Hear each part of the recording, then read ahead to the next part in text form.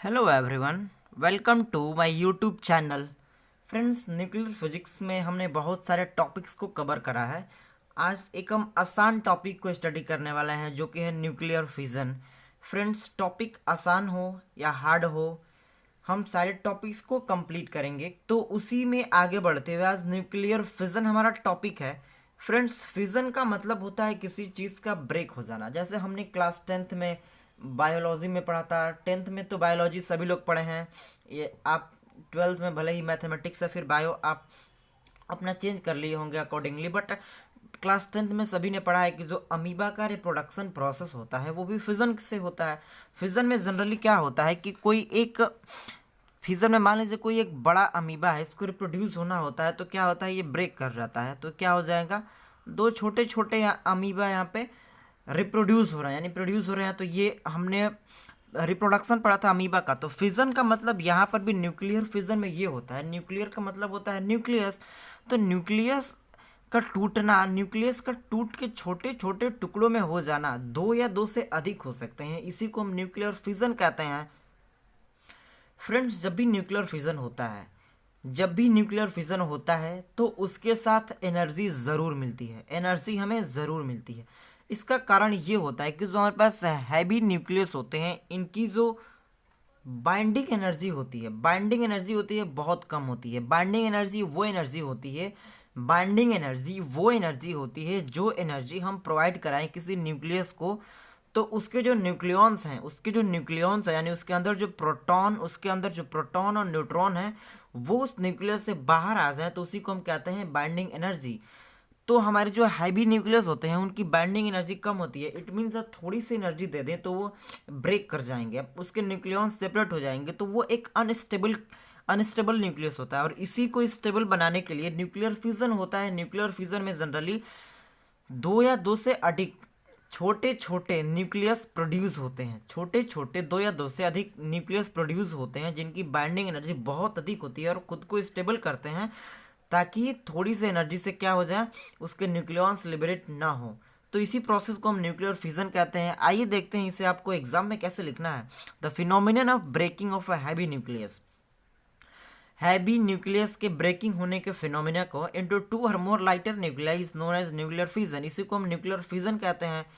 To और more lighter Nucleya मतलब दो या दो से अधिक छोटे छोटे न्यूक्लियस में टूट जाने की प्रक्रिया को ही हम न्यूक्लियर फिजन कहते हैं। न्यूक्लियर फिजन में एनर्जी ज़रूर मिलती है, हमें न्यूक्लियर फिजन में एनर्जी ज़रूर मिलती है क्योंकि मास डिफेक्ट देखने को मिलता है। क्योंकि जो बड़ा वाला हमारे पास न्यूक्लियस होता है उससे दो छोटे छोटे न्यूक्लियस होते हैं, इनकी मास, इन दोनों का मास जो होता है, मान लीजिए दो पार्ट में ब्रेक हुआ है तो हमारे जो दोनों का इनविजिबल मास का सम होगा वो हमारे पास पेरेंट से कम होगा। जो कम होगा भाई एनर्जी में कन्वर्ट हो जाएगा, मास डिफेक्ट देखने को मिलता है। या फिर कह सकते हैं कि वो खुद को स्टेबल करने के लिए या फिर अपने जो एनर्जी पर न्यूक्लियॉन होती है जिसे हम बाइंडिंग एनर्जी कहते हैं उसको अधिक करने के लिए ब्रेक करते हैं, उसको फिजन कहते हैं। This is fission process. Example है हमारे पास एक न्यूट्रॉन है। न्यूट्रॉन का बम्बार्डमेंट कराते हैं यूरेनियम पर 92 to 235 एटॉमिक मास है।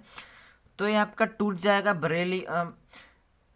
बेरिलियम और क्रिप्टॉन में 56, 36 और 141, 92 इसका एटॉमिक मासेस है। यह रिएक्शन आप याद कर लेंगे, एग्जाम में इसे लिख के आएंगे ताकि अच्छे से एग्जामिनर को समझ में आए कि नहीं आपको न्यूक्लियर फिजन अच्छे से समझ में आती है। आप सिर्फ ये थियोरी लिखना इनफ नहीं है, आपको ये एग्जाम्पल भी लिखना होगा या फिर आप कोई भी एग्जाम्पल न्यूक्लियर फिजन का लिख सकते हैं। इसके साथ हमें न्यूट्रॉन मिलते हैं, 3 न्यूट्रॉन मिलते हैं प्लस एनर्जी मिलती है। न्यूट्रॉन यहीं के न्यूट्रॉन मिलते हैं हमें जनरली। यहाँ पे जितने न्यूट्रॉन थे इस दोनों को सम करने पर उससे 2 कम आएगा और एक यहाँ वाला, तो 3 न्यूट्रॉन इसमें हमें मिल रहा है। Energy release in nuclear fission. Energy हमेशा और हमेशा रिलीज होती है न्यूक्लियर फिजन में बिकॉज द बाइंडिंग एनर्जी पर nucleon in is less in heavy nucleus.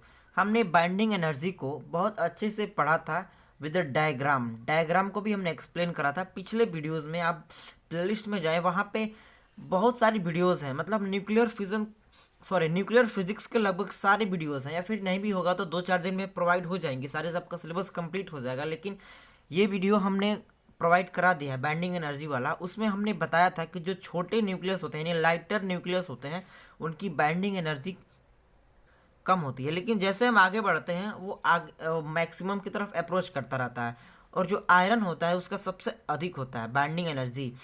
तो ये जो हमारे पास खुद को क्या करते हैं, ब्रेक कर लेते हैं और अपनी जो बाइंडिंग एनर्जी है उसको एक स्टेबल की तरफ अप्रोच कराते हैं। वही प्रोसेस होता है जनरली कि छोटे वाले न्यूक्लियस अधिक होता है हैवी वाले से, मतलब बिल्कुल छोटे नहीं, जो मिडिल में आते हैं उनकी क्या होती है, बाइंडिंग एनर्जी अधिक होती है।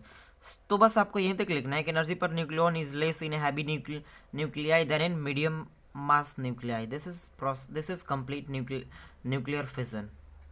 फ्रेंड्स, हर एक न्यूक्लियर रिएक्शन में, न्यूक्लियर फिजन में एनर्जी कुछ न कुछ रिलीज होती है। इसका कारण ये है कि न्यूक्लियर फिजन में बड़ी न्यूक्लियस छोटे न्यूक्लियस में कन्वर्ट होते हैं, बड़े न्यूक्लियस छोटे न्यूक्लियस में कन्वर्ट होते हैं। हमने न्यूक्लियर फिजिक्स के एक वीडियो में ये देखा था कि जो बाइंडिंग एनर्जी की जनरल वीडियो थी, वो बाइंडिंग एनर्जी हमने ये देखा था कि जो बड़े वाले न्यूक्लियस होते हैं, मतलब जो बड़े साइज वाले न्यूक्लियस होते हैं, इनकी बाइंडिंग एनर्जी कम होती है।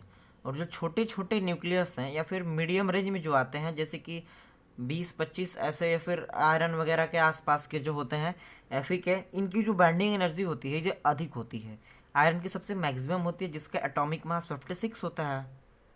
जितनी अधिक बाइंडिंग एनर्जी उतना ज़्यादा स्टेबल। बाइंडिंग एनर्जी वो एनर्जी होती है जितनी एनर्जी देने पर आपके जो न्यूक्लियस होते हैं, न्यूक्लियस के अंदर जितने भी न्यूक्लियस होते हैं, न्यूट्रॉन प्रोटॉन, वो सारे अलग अलग हो जाए। या फिर सिंपली कह सकते हैं कि बाइंडिंग एनर्जी वो एनर्जी होती है जितनी एनर्जी देने पर हमारी न्यूक्लियस ब्रेक कर जाए छोटे छोटे पार्ट में, या फिर हर एक न्यूट्रॉन प्रोटॉन अलग अलग हो जाए, इतनी एनर्जी, उस एनर्जी को हम बाइंडिंग एनर्जी कहते हैं।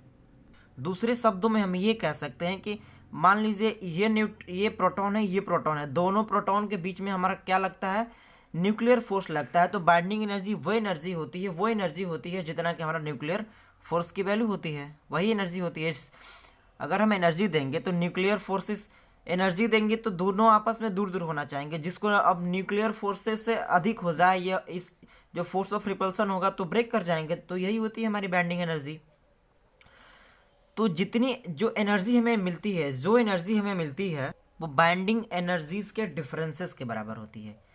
जो छोटे वाले न्यूक्लियस होते हैं इनकी जो बाइंडिंग एनर्जी होती है वो अधिक होती है, इसकी कम होती है। तो जब हम प्रोडक्ट के सम में से, इस प्रोडक्ट के सम के बाइंडिंग एनर्जी में से रिएक्टेंट वाले का घटा देते हैं तो हमें क्या मिलती है, एनर्जी रिलीज। मतलब जितना जितना हमारे पास बाइंडिंग एनर्जी का डिफरेंस मिला वही हमारा एनर्जी में कन्वर्ट हो गया। फिर अदर वर्ड में हम ये कह सकते हैं, मास का टर्म में ये कह सकते हैं, हमने मास डिफेक्ट वाले वीडियोस में देखा था कि जो बड़े वाले न्यूक्लियस होते हैं जब छोटे छोटे में कन्वर्ट होते हैं, छोटे छोटे में जब ये कन्वर्ट होते हैं तो इसका मान लीजिए 100 यूनिट मास, तो इसका हो जाएगा 49 और इसका भी मान लीजिए 49। हमें 2 यूनिट का क्या देखने का मिला, कमी। तो जो 2 यूनिट है यही हमारे एनर्जी में कन्वर्ट हो जाती है। तो इसी प्रकार से हमें हर एक न्यूक्लियर फिजन रिएक्शन में एनर्जी देखने को मिलती है। आई होप कि ये आपको समझ में आया होगा कि एनर्जी कैसे मिलती है। मास जनरली हमारे कन्वर्ट हो जाते हैं एनर्जी में, जिसको हम यहाँ पे बाइंडिंग एनर्जी के टर्म में लिए हैं, क्योंकि बाइंडिंग एनर्जी का टर्म इसलिए लिए हैं कि एग्जाम में आपको एक न्यूमेरिकल भी आता है, या फिर जो हमारे पास डेटा अवेलेबल है वो बाइंडिंग एनर्जी के टर्म में ही है कि पर न्यूक्लियन किस एटम में कितनी बाइंडिंग एनर्जी होती है। तो बाइंडिंग एनर्जी का जनरली एक्सप्रेशन है। आई होप कि आपको कंसेप्ट समझ में आया होगा। जो हमारे बाइंडिंग एनर्जी है, यहाँ पे बी रिप्रेजेंट कर रहा है binding energy per nucleon. Per nucleon का मतलब हर एक जो न्यूक्लियन का मतलब जो अंदर प्रोटॉन और न्यूट्रॉन है, इंडिविजुअली हम इसको न्यूक्लियन कहते हैं। तो बाइंडिंग एनर्जी पर न्यूक्लियन से अगर हम मल्टीप्लाई कर देंगे इनके एटॉमिक मास में, एटॉमिक मास हमें बताएगा कितने उसमें न्यूक्लियन है, और हमें जो बी है ये बताएगा कि पर न्यूक्लियन कितनी एनर्जी हमें चाहिए। तो जब इस दोनों में हम मल्टीप्लाई कर देंगे तो हमें total binding energy of nucleus मिल जाएगी प्रोडक्ट की। आई होप आपको समझ में आ रहा होगा। जब हम इसमें से सब्ट्रैक्ट कर देंगे रिएक्टेंट वाली टोटल बाइंडिंग एनर्जी तो हमें डिफरेंस मिलेगा बाइंडिंग एनर्जी का, इस दोनों में डिफरेंस मिलेगा। यही डिफरेंस हमें एनर्जी के फॉर्म में मिलेगी। यहाँ पे बी रिप्रेजेंट कर रहा है binding energy per nucleon of reactant, A represent कर रहा है एटॉमिक मास को, यहाँ पर भी ए रिप्रेजेंट कर रहा है एटॉमिक मास ऑफ प्रोडक्ट, और यहाँ पे रिएक्टेंट का। तो हमें क्या मिलेगा, एनर्जी मिलेगा। एग्जाम्पल है, हमारे पास एक न्यूट्रॉन है, यूरेनियम पर हम बॉम्बार्डमेंट कराते हैं, हमारा यहाँ पे कन्वर्ट होता है एक इंटरमीडिएट हम कह सकते हैं कि प्रोडक्ट है, इंटरमीडिएट प्रोडक्ट कह सकते हैं। इसे यूरेनियम 236 कुछ क्षणों के लिए बनता है, फिर ये कन्वर्ट हो जाता है आपका, इस दोनों में ब्रेक कर जाता है, जनरली अनस्टेबल होता है इसलिए ब्रेक कर जाता है। फाइनली ये आपका कन्वर्ट होता है बेरियम और क्रिप्टॉन में। जो हमको इस रिएक्शन में बाइंडिंग एनर्जी दिखने वाली है, इस प्रोडक्ट के बाइंडिंग एनर्जी में से हम डिफरेंस कर देंगे, हमारे पास रिएक्टेंट वाले तो हमें मिल जाएगा। तो हम ये हमारे एग्जाम में गिवन होता है या फिर हमारे बुक में ये गिवन होता है। ये है 8.4, ये पर energy binding energy per nucleon है। किसके लिए? इसके लिए, बेरियम के लिए। और इसका एटॉमिक मास कितना है? 141। हमने यहाँ पे दिया है, प्रोडक्ट वाले में से माइनस करते हैं, रिएक्टेंट वाले का सम निकाल के माइनस करते हैं। तो इसके लिए बाइंडिंग एनर्जी अलग है, इसके लिए बाइंडिंग एनर्जी अलग है, तो हम दोनों को इंडिविजुअली सम करेंगे। इसके न्यूक्लियस का टोटल बाइंडिंग एनर्जी निकाल लेंगे, फिर इसके न्यूक्लियस का टोटल बाइंडिंग एनर्जी निकाल लेंगे और सब्ट्रैक्ट कर देंगे यूरेनियम के टोटल बाइंडिंग एनर्जी से। तो इसका 8.4 है और 141 इसका एटॉमिक मास है, और प्लस कर देंगे क्योंकि ये अलग न्यूक्लियस है, इसका बाइंडिंग एनर्जी पर न्यूक्लियन अलग है। तो इसका हमारे पास है 8.7 बाइंडिंग एनर्जी है पर न्यूक्लियन, 92 इसका एटॉमिक मास है। टोटल सम कर देंगे, सब्ट्रैक्ट कर देंगे, 7.6 बाइंडिंग एनर्जी यूरेनियम की है, 236 यहाँ पे हमारे पास एटॉमिक मास है, 235 ये है और 1 ये है, क्योंकि इसमें जाके ये इसके यहाँ पे कंपाउंड न्यूक्लियस फॉर्म हो रहा है, उसके बाद ब्रेक कर रहा है, जो कि हमारा यहाँ पे इंटरमीडिएट प्रोडक्ट जो बना है वहाँ से ही जनरली लिया गया है। तो हमें ये कंसिडर करना हो, क्योंकि अल्टीमेटली ब्रेक ये कर रहा है, इसके अंदर न्यूट्रॉन जा करके मोमेंटम जनरेट कर रहा है, और तो ये ब्रेक हो रहा है। तो हम इसको कंसिडर करेंगे 236 से हम मल्टीप्लाई कर देंगे 7.6 में और सब्ट्रैक्ट कर देंगे, तो हमारे पास आएगा 199 मेगा इलेक्ट्रॉन वोल्ट, जो कि बाइंडिंग एनर्जी इतनी एनर्जी हमें मिलेगी इस रिएक्शन में। फ्रेंड्स, अगर ये वीडियो आपको अच्छा लगा होगा तो इस चैनल को सब्सक्राइब करें, अपने दोस्तों के साथ भी शेयर करें, और भी ऐसे वीडियोस देखने के लिए चैनल को विजिट करें, वहाँ पे प्लेलिस्ट देखें। प्लेलिस्ट में से आपको जो वीडियो अच्छी लगती है, जिसके कॉन्सेप्ट आपको अच्छे से समझ में नहीं आते हों, वो वीडियोस को आप देखिए, आपको ज़रूर हेल्पफुल होगा। Thank you.